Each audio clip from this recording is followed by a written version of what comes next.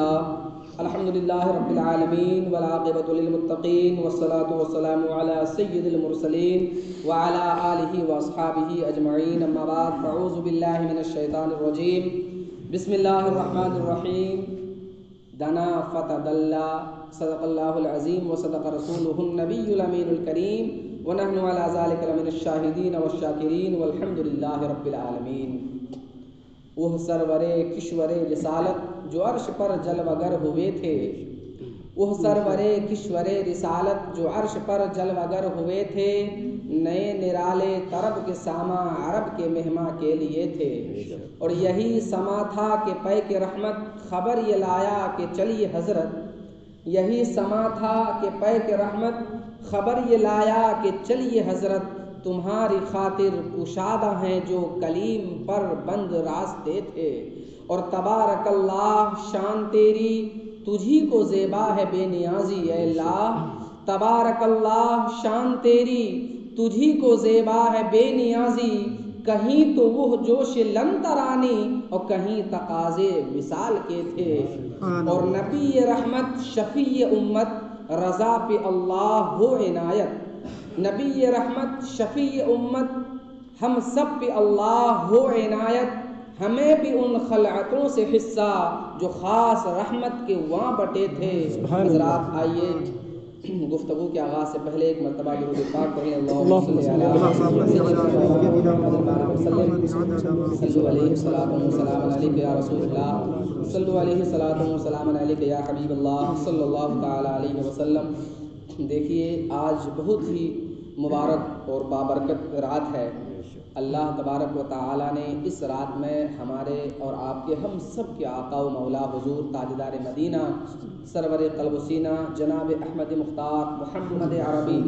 صلی اللہ تعالی علیہ وسلم کو ایک ایک جو ہے بہترین اور عظیم معجزہ عطا فرمایا۔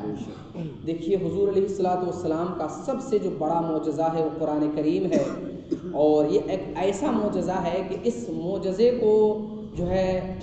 ابتدا سے لے کر قرب قیامت تک ساری کی ساری امتیں دیکھیں گی، انشاءاللہ دیکھیں گی، اور یہ معجزہ رہے گا حضور کا۔ اور دوسرا جو سب سے بڑا معجزہ ہے وہ ہے معراج النبی صلی اللہ علیہ وسلم۔ حضرات معراج حضور علیہ الصلوۃ والسلام کا دوسرا سب سے بڑا معجزہ ہے، اور یہ سب آپ حضرات جان چکے ہیں کہ معجزہ کہتے ہی اس کو ہیں کہ جو خرق عادت ہو، عقل جس کو تسلیم نہ کرے، عقل اس بات کو ماننے سے انکار کر دے، اور وہ اللہ کی قدرت سے ہی ظاہر ہوتا ہے۔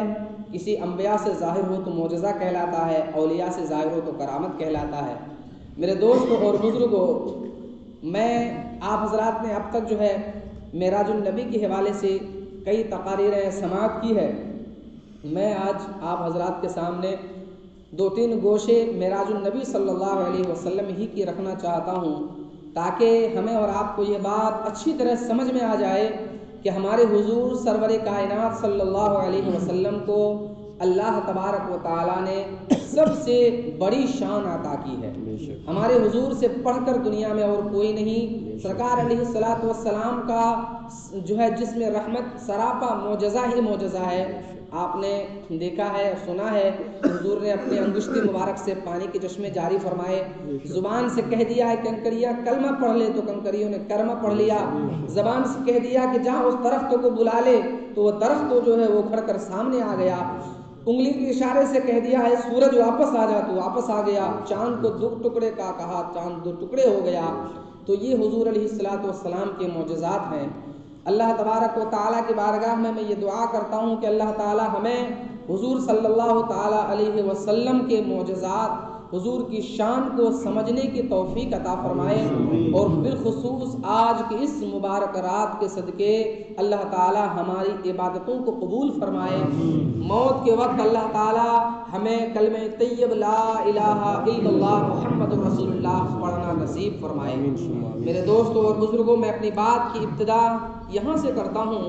کہ اللہ تبارک و تعالیٰ نے جب قرآن مجید میں ہمارے حضور صلی اللہ علیہ وسلم کے اس جو ہے وہ معراج کا تذکرہ کیا ہے، وہاں پر لفظ سبحان پہلے لایا،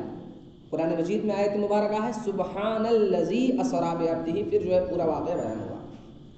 تو اللہ تعالیٰ نے سب سے پہلے لفظ سبحان لایا ہے۔ تو سوچنے والی بات یہ ہے کہ اللہ تبارک و تعالیٰ اس آیت کریمہ میں اپنے نبی، اپنے محبوب صلی اللہ علیہ وسلم کے جو ہے معراج کا تذکرہ فرما رہا ہے، لیکن اس آیت کی ابتدا جو ہے وہ اپنی ایک تسبیح سبحان سے کر رہا ہے، جس کا مطلب ہے کہ پاک ہے وہ ذات، پاکی ہے اسے ہر نقص سے، ہر عیب سے، ہر کمزوری سے۔ آخر ایسا کیوں؟ تو اس کا جواب بھی آپ کو قرآن مجید میں اللہ تعالیٰ دے دے۔ قرآن پاک جب آپ پڑھیں گے تو قرآن پاک میں سورہ فتح کے اندر لاسٹ میں ہے محمد الرسول اللہ والذین معہ اشداء علی الکفار رحماء بینہم تراہم رکعا سجدا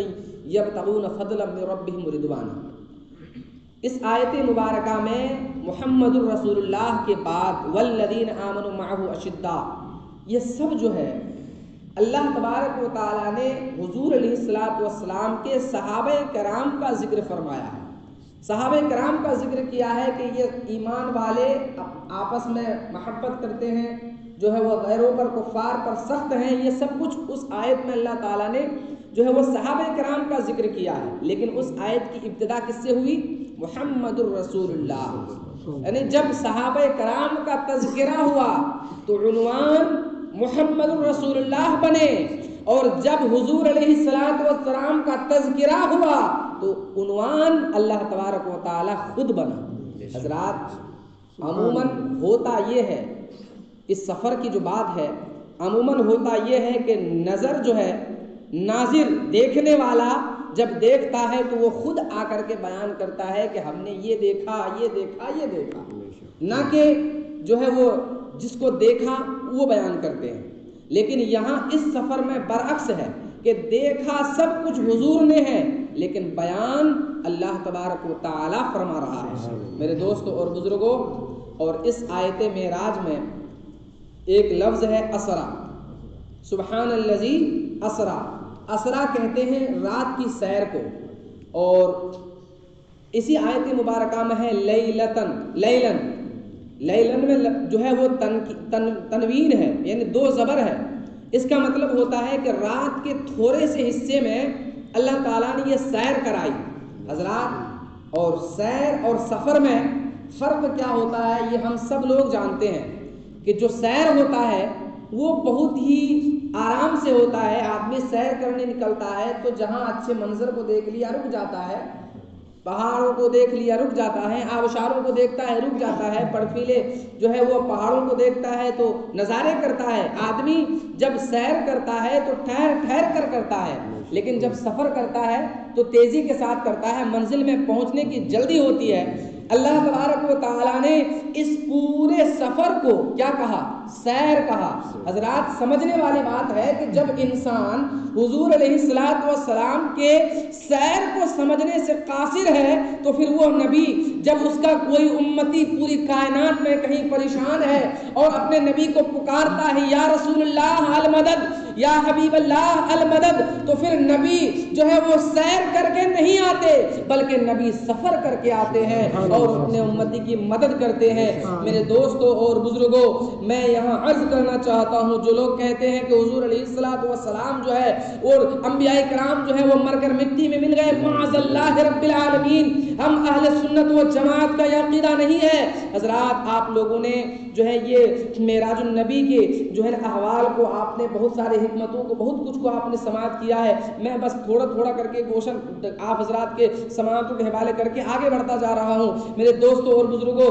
آپ نے سنا ہے میرے آقا علیہ السلام جب مکہ شریف سے روانہ ہوئے، براق پر سوار ہوئے، تو آپ نے دیکھا کہ حضرت موسیٰ علیہ السلام جو ہے وہ اپنے قبر میں جو ہے وہ نماز پڑھ رہے ہیں، بعض نے کہا نماز پڑھ رہے ہیں، لیکن حضرات بعض نے کہا کہ نماز نہیں پڑھ کے حضور پر صلوات پڑھ رہے تھے، درود پڑھ رہے تھے، اور اللہ تعالیٰ سے دو باتیں عرض کی تھی، اے اللہ جب تیرا نبی مسجد حرام سے مسجد اقصی کی طرف جائیں تو اس وقت مجھے اس بات کی اجازت دینا کہ میں کھڑے ہو کر ان پر درود و سلام پڑھوں، اور مجھے دوسری اس بات کی اجازت دینا کہ جب ہم جو ہے سلام پڑھ چکوں تو نبی علیہ الصلوۃ والسلام سے پہلے میں مسجد اقصی پہنچ جاؤں تاکہ وہاں بھی نبی کا استقبال کروں۔ اب آپ کے ذہن میں ایک سوال آئے گا کہ کیا نبی علیہ الصلوۃ والسلام سے زیادہ جو ہے اسپیڈ سے، زیادہ تیزی سے، حضور علیہ الصلوۃ والسلام کے اسپیڈ سے زیادہ جو ہے وہ تیزی سے مسجد اقصی پہنچ گئے؟ آپ کے ذہن میں یہ سوال آئے گا، تو میں بتا دوں کہ حضور علیہ الصلوۃ والسلام اپنی تیزی سے نہیں جا رہے تھے۔ حضور علیہ السلام کس پر سوار تھے؟ براق پر سوار تھے۔ تو میرے آقا علیہ الصلوۃ والسلام براق کی اسپیڈ سے جا رہے تھے، اور حضرت موسیٰ علیہ السلام اپنی تیزی سے اپنی اسپیڈ سے جا رہے تھے۔ براق ایک سواری ہے، اللہ تبارک و تعالیٰ کی طرف سے ایک سواری ہے، اور نبی ایک اولو العزم، حضرت موسیٰ علیہ السلام ایک اولو العزم نبی ہیں۔ اگرچہ یہ جو ہے سواری ہے لیکن یہ ایک پھر بھی سواری ہی ہے، اور یہاں ایک نبی ہیں وہ بھی اولو العزم نبی ہیں، لہٰذا نبی سے ایک سواری نہیں بڑھ سکتے۔ اللہ تعالیٰ نے انہیں یہ عظمت عطا کی کہ وہ حضور علیہ الصلوۃ والسلام سے پہلے مسجد اقصی پہنچ گئے اور وہاں بھی سرکار علیہ الصلوۃ والسلام کا دیدار کیا۔ میرے دوستوں اور بزرگوں، میں یہاں رک کر کے پھر یہ بات عرض کرنا چاہتا ہوں کہ اس وقت حضور علیہ الصلوۃ والسلام کو جب معراج ہوئی، اس وقت نہ تو کوئی سوشل میڈیا کا زمانہ تھا، نہ ہی کوئی جو ہے فون تھا، کوئی واٹس ایپ تھا، نہ ہی کوئی فیس بک تھا، انسٹا، کچھ بھی نہیں تھا۔ پھر ہمارے حضور صلی اللہ علیہ وسلم جب مسجد حرام سے مسجد اقصی گئے تو سرکار علیہ الصلوۃ والسلام کی جانے کی خبر تمام کے تمام انبیاء کرام کو کیسے ملی؟ جبکہ تمام کے تمام انبیاء کرام جو ہے وہ اس دنیا سے پردہ فرما چکے ہیں، سب کو خبر ملی، اور تمام کے تمام انبیاء کرام جو ہے مسجد اقصی میں حاضر ہیں استقبال کے لیے، اور انتظار ہے تو صرف اور صرف امام کا انتظار ہے۔ اور میرے آقا علیہ الصلوۃ والسلام نے وہاں نماز پڑھائی، جماعت کروائی۔ حضرات یہ آپ سب جانتے ہیں کہ مرنے کے بعد آدمی کے اوپر کوئی نماز نہیں ہے، مرنے کے بعد کوئی نماز نہیں ہے، لیکن پھر بھی وہاں جو ہے تمام کے تمام انبیاء کرام کو حضور علیہ الصلوۃ والسلام نے جماعت کروائی، نماز پڑھوائی۔ آخر اس کی وجہ کیا ہے؟ ایک وجہ تو یہ ہے کہ تاکہ تمام کے تمام انبیاء کرام حضور علیہ الصلوۃ والسلام کا دیدار کر لیں، اور دوسری وجہ یہ ہے کہ اللہ کے رسول صلی اللہ علیہ وسلم اپنے امتیوں کو یہ بتانا چاہتے ہیں، یہ درس دینا چاہتے ہیں کہ اے میرے امتیوں سنو، تم جو کہتے ہو کہ نبی مر کر مٹی میں مل گئے، سنو تمام کے تمام انبیاء کرام میرے پیچھے جو ہے وہ نماز پڑھ رہے ہیں، گویا حضور یہ عقیدہ دے رہے ہیں اپنے غلاموں کو، اپنے امتیوں کو، کہ نبی مر کر مٹی میں ملتے نہیں ہیں۔ ان اللہ حرم علی الارض ان تاکل اجساد الانبیاء فنبی اللہ حی یرزق۔ اس کا مطلب ہے کہ بے شک اللہ نے تمام انبیاء کرام کے جسموں کو کھانا زمین پر حرام کر دیا ہے، تو اللہ کے نبی زندہ ہیں اور وہ روزی پاتے ہیں۔ حضرات لوگ کہتے ہیں کہ حضور علیہ الصلوۃ والسلام جو ہے وہ اتنی جلدی سے کہیں کیسے چلے جا سکتے ہیں، یعنی یہاں بھی سلام پڑھ رہے ہیں، یہاں بھی آ گئے، یہاں ذکر ہو رہا ہے، یہاں بھی آ گئے، وہاں بھی چلے گئے، وہاں بھی چلے گئے، تو یہ کیسے ہو سکتا ہے؟ یہ پاسبل ہے کیسے ہے؟ تو میں آپ کو بتاؤں کہ ہمارے حضور صلی اللہ علیہ وسلم، بخاری شریف کی حدیث ہے، سرکار علیہ الصلوۃ والسلام نماز استسقاء پڑھا رہے تھے، ایک نماز ہے نماز استسقاء، وہ نماز پڑھا رہے تھے۔ درمیانی نماز سرکار علیہ الصلوۃ والسلام نے اپنے ہاتھ کو یوں کیا، تو صحابہ کرام نے عرض کیا یا رسول اللہ کیا نماز میں اب ہاتھ ایسے کرنے کا حکم ہوا ہے کیا؟ اب ہاتھ نماز میں ایسے کرنا ہے؟ سرکار نے فرمایا نہیں ایسا نہیں ہے، بلکہ جنت میں ایک کھجور کا پیڑ ہے، اس پیڑ سے کھجور لٹک کے گرنے والا تھا، یا یہ ہے کہ میں اس کو تمہارے لیے توڑنا چاہتا تھا، پھر میں نے یہ سوچ کے چھوڑ دیا کہ تم لوگ قیامت کے دن اس کھجور کو کھاؤ، اس لیے میں نے چھوڑ دیا۔ میرے دوستوں اور بزرگوں، سرکار علیہ الصلوۃ والسلام مسجد نبوی میں نماز پڑھا رہے ہیں، اور جنت کہاں ہے؟ جنت عرش اعظم کے اوپر، عرش کے پاس، اور ایک آسمان کی موٹائی جو ہے وہ 500 سال کی راہ ہے، اور زمین سے آسمان تک کی دوری तेज़ रफ्तार घोड़े के हिसाब से 500 साल की दूरी है। तो इससे अंदाज़ा लगा लीजिए कि 7 ज़मीन है, 7वां आसमान है, 7वां आसमान है, 7वां आसमान, फिर इसके बीच का ये गैप है, ये सब मिला के कितना होगा। और फिर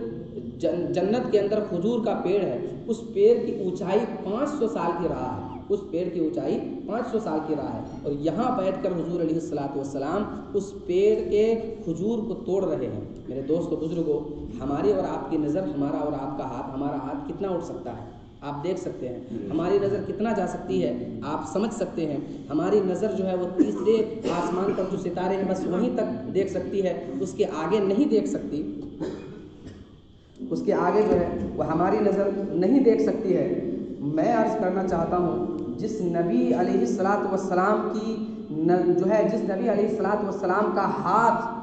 जिस नबी अलैहिस्सलातु वस्सलाम का हाथ इतना उठ सकता है, उनकी नज़र कहाँ तक जा सकती है ये आप सभी हज़रात समझ सकते हैं।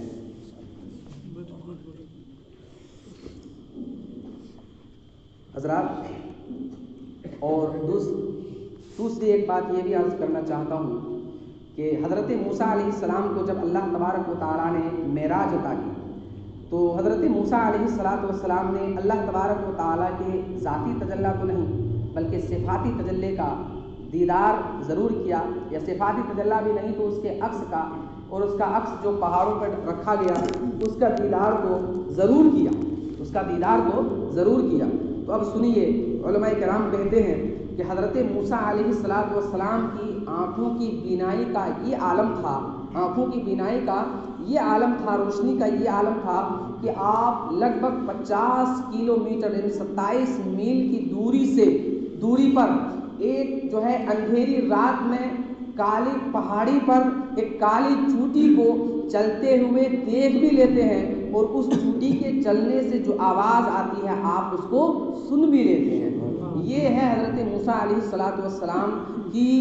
नज़र और समाअत का आलम, देखने और सुनने की ताकत का आलम, कि आँखों में अल्लाह के उस दीदार से इतनी बीनाई आ गई कि इतनी दूरी से आप देख भी रहे हैं, और अल्लाह के कलाम के सुनने की बरकत से आपके कानों के अंदर वो समाअत आ गई, वो ताकत आ गई कि आप जो है इतनी दूर से उस चूंटी के चलने की आवाज़ को भी सुन लेते हैं। तो फिर सोचिए उस नबी मुहतरम शफ़ी उम्मम सल्लल्लाहु अलैहि वसल्लम की जो है समाअतो जो है बसारत और समाअत का आलम क्या होगा कि जिन्होंने अल्लाह तबारक व तआला को अपने आँखों, सर की आँखों से जिन्होंने दीदार किया है, और हुजूर अलैहिस्सलातु वस्सलाम ने अल्लाह तबारक व तआला के कलाम को अपने कानों से समाअत किया है। मेरे दोस्तों और बुजुर्गों, हमारे हुजूर सल्लल्लाहु ताला अलैहि वसल्लम को अल्लाह तबारक व तआला ने जब मेराज अता की,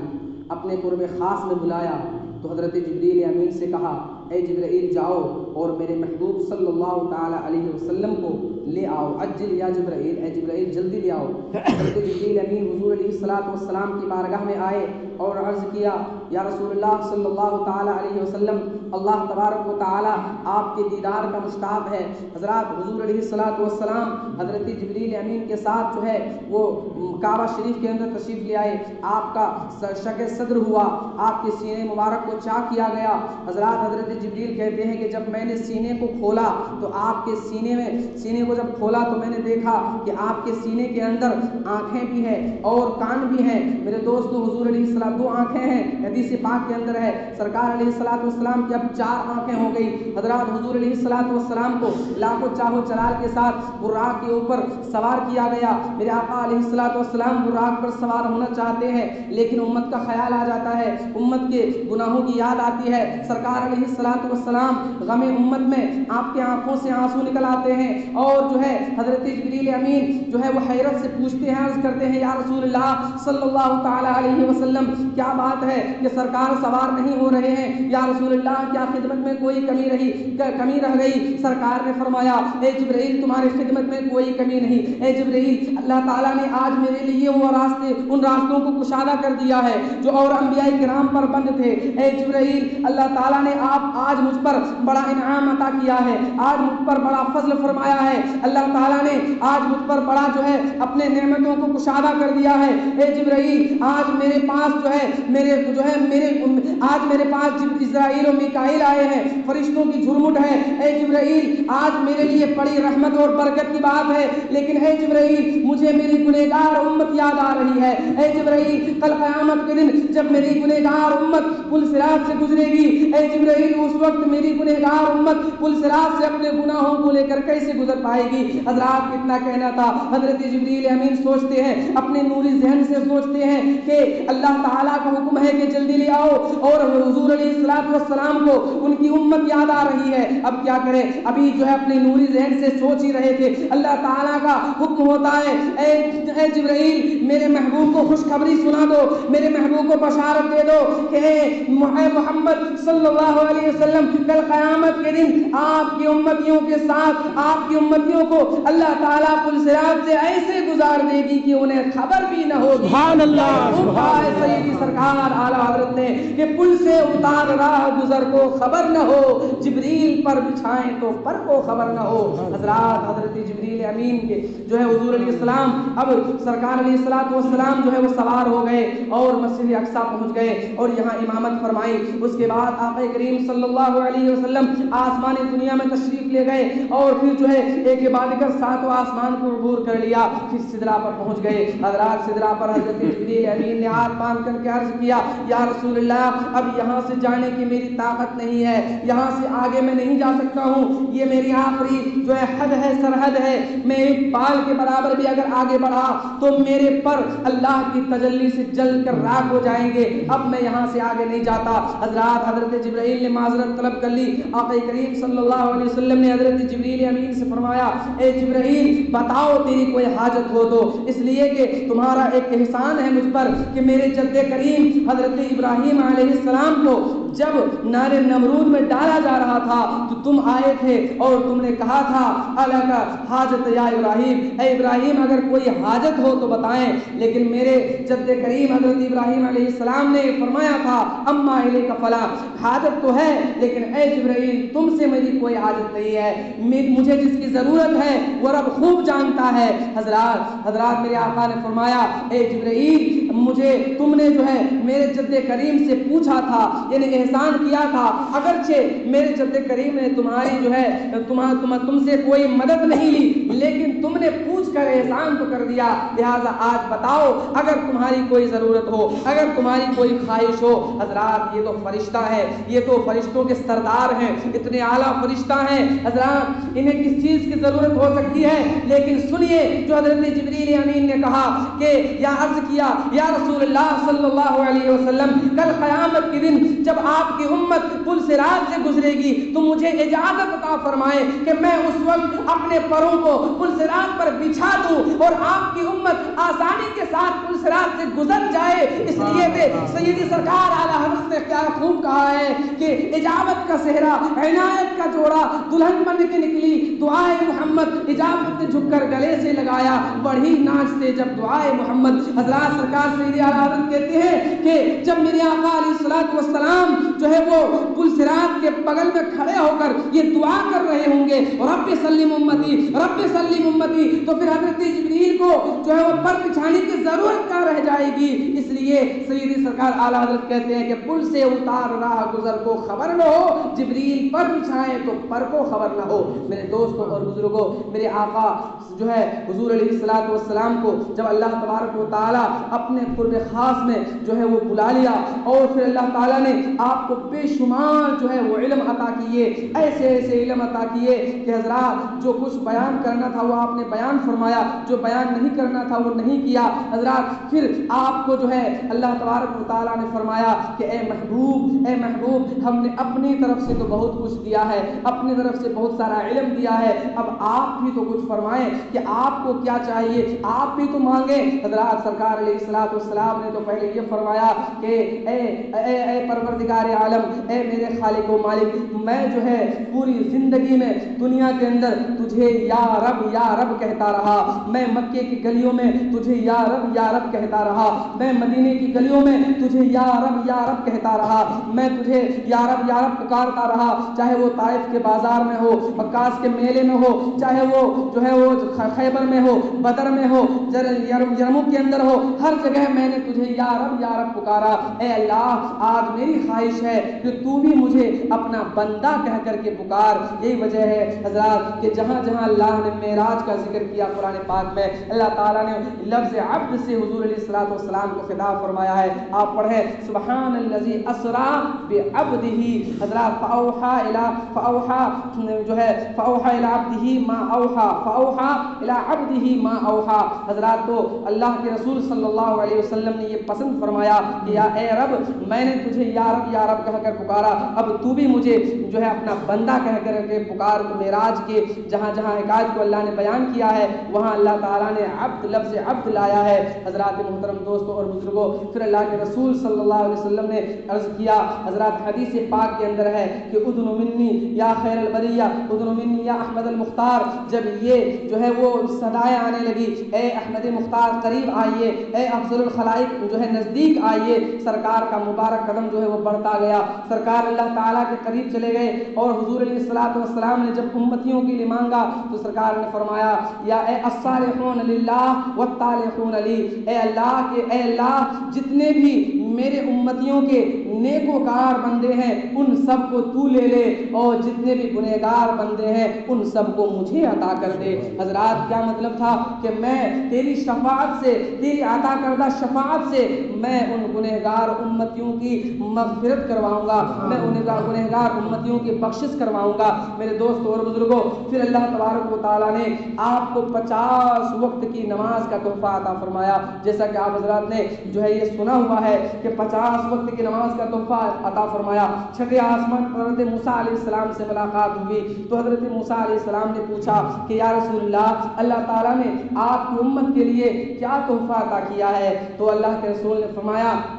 کہ اللہ تعالیٰ نے میری امت کے لیے 50 وقت کی نماز کا تحفہ عطا کیا ہے۔ میرے دوستو، تو حضرت موسیٰ علیہ السلام نے عرض کیا یا رسول اللہ صلی اللہ علیہ وسلم آپ کی امت 50 وقت کی نماز نہیں ادا کر پائے گی، آپ جو ہے اللہ تعالیٰ کی بارگاہ میں جائیے اور کم کرائیے۔ حضرات اس میں بہت کچھ راز ہے، بہت کچھ راز کی باتیں ہیں،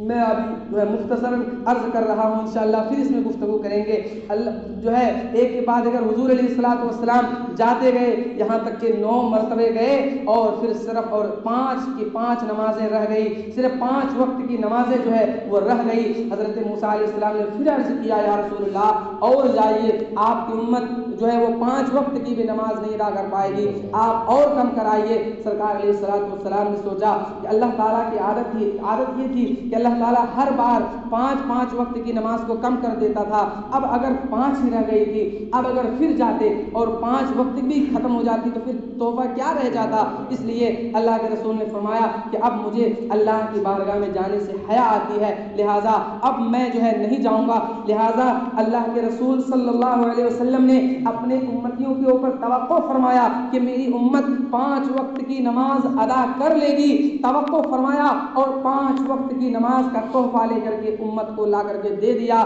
میرے دوستوں اور بزرگوں، میں جو حدیث پاک کے اندر یہ ہے کہ الصلاۃ معراج المؤمنین، اللہ کی بارگاہ میں جانا تو حضور علیہ الصلوۃ والسلام کی معراج تھی، اور جو ہے نماز پڑھنا یہ مومنین کی معراج ہے۔ میرے دوستوں اور بزرگوں، نبی علیہ الصلوۃ والسلام نے جو ہے وہ توقع فرما کر امت کے اوپر کہ میری امت نماز ادا کر لے گی تو 5 وقت کی نماز کا تحفہ اللہ کی طرف سے لا کر کے دے دیا، لیکن امتیوں کا حال یہ ہے کہ امتی 5 وقت کی نماز بھی صحیح طریقے سے ادا نہیں کر رہی ہے، 5 وقت بھی مسجد کے اندر آ کر کے اللہ کے سامنے اپنے سر کو نہیں جو ہے وہ جھکا رہی ہے۔ میرے دوستوں اور بزرگوں، میرے آقا علیہ الصلوۃ والسلام نے فرمایا کہ نماز میرے آنکھوں کی ٹھنڈک ہے، نماز میرے دل کی راحت ہے۔ میرے دوستوں اور بزرگوں، آج ہم لوگ اور ہمارا عمل اور ہماری نمازیں اور ہماری زندگیاں آج کیسی ہو گئی ہے کہ نماز ہم پڑھتے ہیں لیکن اس کے باوجود ہمیں اس نماز میں سرور نہیں ملتا ہے، نماز ہم پڑھتے ہیں اس نماز سے ہمارے قلب میں راحت نہیں ملتی ہے، نماز ہم پڑھتے ہیں لیکن اس نماز کا ہمیں ہمیں صحیح فائدہ نہیں پہنچتا ہے میرے دوستو۔ اس لیے نماز ایسی پڑھیں، نماز ایسی پڑھیں جیسا کہ پڑھنے کا حق ہے، جیسا نماز پڑھنے کا طریقہ ہے، جیسا ایسی نماز پڑھیں کہ جو اللہ تبارک و تعالی نمازوں کو قبول فرما لے۔ حضرات، یہ نماز بہت اہم عبادت ہے، نماز بہت بڑی عبادت ہے۔ آپ دیکھیں کہ اللہ تعالیٰ نے اپنے حبیب صلی اللہ علیہ وسلم کو معراج میں بلایا اور اپنا دیدار کرایا، اپنا جلوہ دکھایا، اپنی جو ہے وہ نورانی صورت دکھا کر کے پھر اپنے حبیب کو ان کی امت کے لیے یہ عظیم تحفہ نماز کا عطا کیا۔ لیکن میرے دوستو، آج ہم اس تحفے کی ناقدری کر رہے ہیں۔ میرے دوستو، آپ ذرا یہ سوچیں نا، ذرا یہ سوچیں کہ اگر آپ کو کوئی تحفہ لا کر کے دے، اگر آپ کو کوئی تحفہ لا کر کے دے اور آپ اس تحفے کی ناقدری کریں، اس تحفے کی قدر نہ کریں، تو مجھے بتائیے اس تحفہ دینے والے کو کیا اچھا لگے گا؟ اس تحفہ دینے والے کو کیا یہ بات صحیح لگے گی؟ ہرگز نہیں۔ تو پھر ہم نے یہ کیسے سوچ لیا کہ ہم نماز نہیں پڑھیں گے ہمارا رب ہم سے خوش ہوگا، ہم نماز نہیں پڑھیں گے ہمارا رب ہم سے راضی ہو جائے گا، ہم نماز نہیں پڑھیں گے اللہ ہمارے صدقہ کو قبول کر لے گا، ہم نماز نہیں پڑھیں گے غریبوں پہ ہم نے 4 کمبل بانٹ لیے اللہ قبول کر لے گا؟ یہ کیسے ہو سکتا ہے؟ میرے دوستو بزرگوں، اس لیے اس عظیم عبادت کی قدر کریں، اس عظیم عبادت کو دل و جان سے جو ہے وہ ادا کرنے کی ہر ممکن کوشش کریں۔ اللہ تعالیٰ کی بارگاہ میں دعا کرتا ہوں کہ اللہ تعالیٰ ہم سب لوگوں کو نماز پنجگانہ جماعت کے ساتھ ادا کرنے کی توفیق فرمائے، اور اللہ تعالیٰ ہمیں اپنے نبی صلی اللہ علیہ وسلم کی شان کو سمجھنے کی توفیق فرمائے۔ اب آپ حضرات کے سامنے ہمارے استاذ حضرت علامہ و مولانا مفتی سکندر اعظم صاحب جو ہے وہ بہت ہی بہترین انداز میں معراج کی حکمتیں اور معراج کے جو ہے نا وہ اصل مقصد حضور علیہ الصلوۃ والسلام کا کیوں معراج ہوئی، یہ آپ کو ضرور انشاءاللہ بتائیں گے۔ آپ ان کی گفتگو سماعت